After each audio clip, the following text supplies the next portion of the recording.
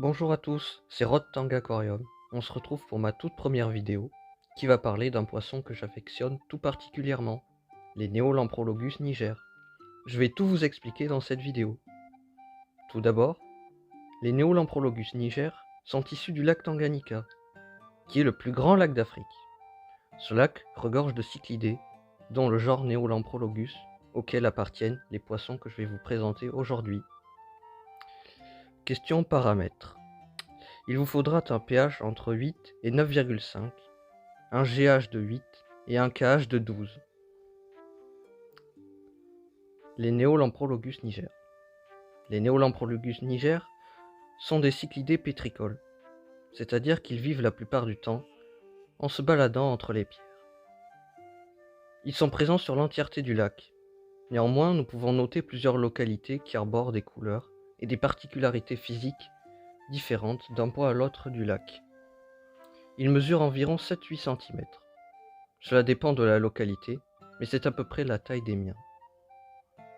Dans le lac, on les retrouve dans des cavités de pierre, entre 6 et 30 mètres de profondeur. Au niveau de leur alimentation dans la nature, ils se nourrissent principalement de mollusques et de crustacés, d'où la présence de dents acérées. Au niveau de la maintenance, venons-en à la partie qui vous intéresse le plus, la maintenance en aquarium. Je vous conseille un volume idéal de 100 x 30 x 40 pour un couple. Ils vivent uniquement en couple. Il est possible de les maintenir avec d'autres espèces dans des volumes plus importants. Je vous conseille une épaisse couche de sable. Ils adorent creuser. Pour vous donner une idée, j'ai utilisé 25 kg de sable dans mon 100 x 30 x 40. Il vous faudra beaucoup de pierres. J'ai mis des pierres des Pyrénées. Vous pouvez mettre des pierres calcaires, c'est très bien pour avoir de bons paramètres. Évitez les pierres tranchantes, type Ocostone par exemple, des pierres d'aquascaping ou autres. Ils adorent se cacher dans les pierres et vous observer discrètement.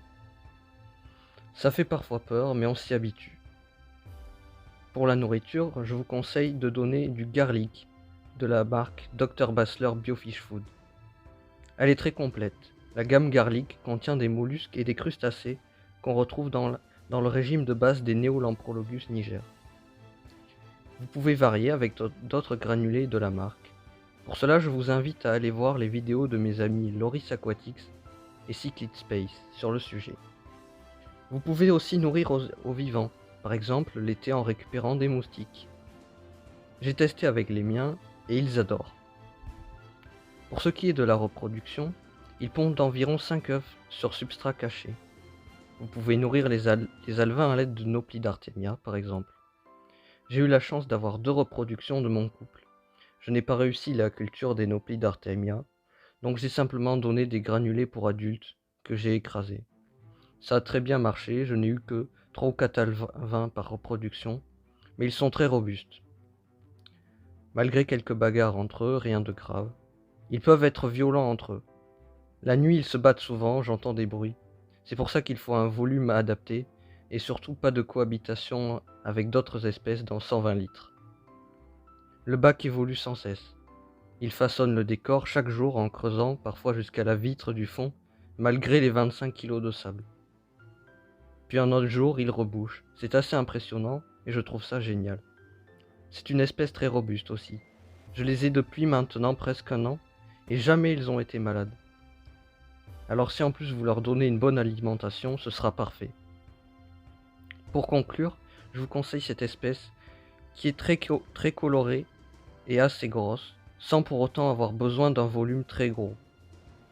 Un 120 litres suffit pour un couple qui sera épanoui, et vous pourrez profiter de ces magnifiques poissons en observant leur comportement, les voir creuser le sable, se bagarrer en s'attrapant par la bouche.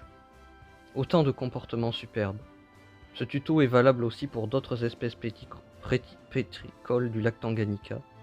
Je vous mets des liens en description pour en apprendre un peu plus sur cette espèce très peu courante et peu documentée. N'hésitez pas à me poser des questions sur cette espèce, je serai ravi d'y répondre et à bientôt.